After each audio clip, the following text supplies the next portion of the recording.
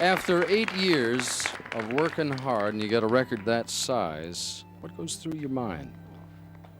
I don't know exactly what goes through my mind. I just feel good, you know.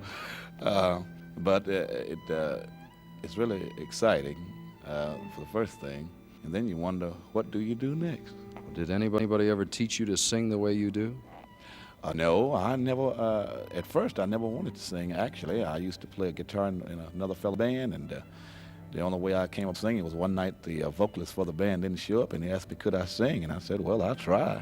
And they all seemed to like it and told me to stick with it. That's an understatement to say the least. Did you write Slip Away? Yes, I wrote it along with one of the other members of my band. How many men do you carry when you travel? Well, we usually carry around 7, 8. You got a whole troop there. What's your fondest ambition? If you could have all the professional good things happen to you, what would you like to have happen?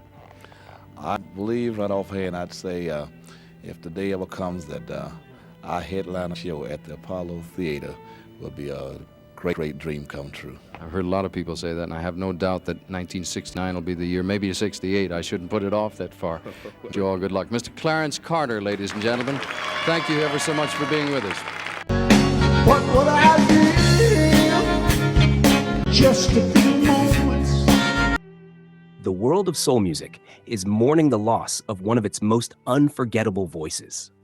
Legendary singer-songwriter Clarence Carter has passed away at the age of 90, leaving behind a remarkable legacy that shaped generations of soul and rhythm and blues music.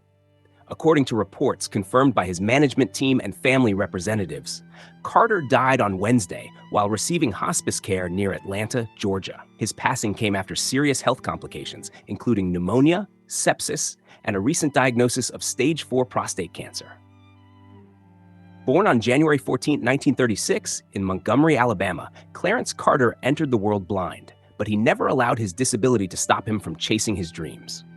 From a young age, music became both his passion and his source of strength. He studied at the Alabama School for the Blind, where he developed his musical talent and learned to play guitar with extraordinary skill. Carter first stepped into the music industry during the early 1960s as part of the duo Clarence and Calvin, later known as the C&C Boys, alongside fellow blind musician Calvin Scott.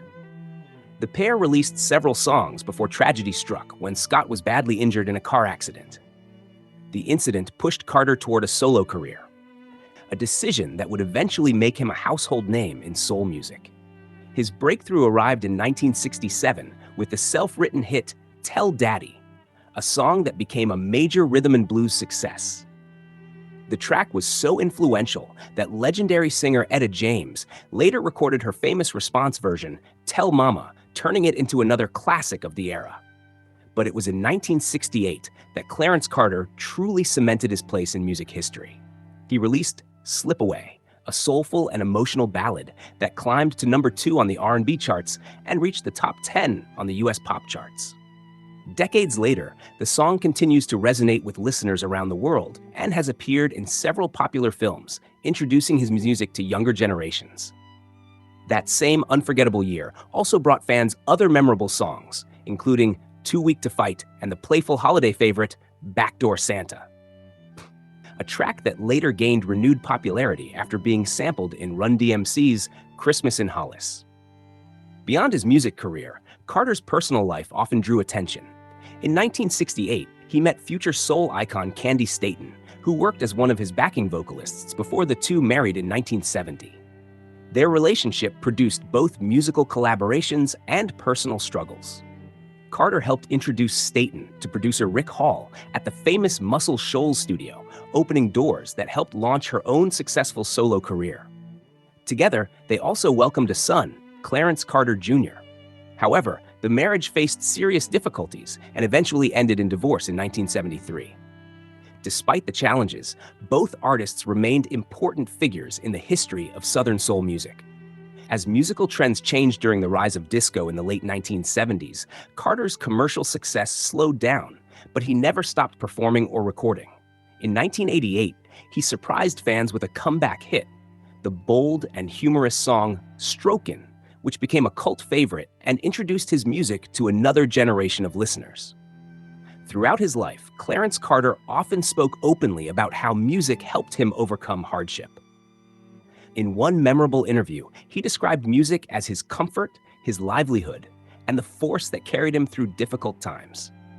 Following news of his passing, tributes quickly flooded social media and the music industry.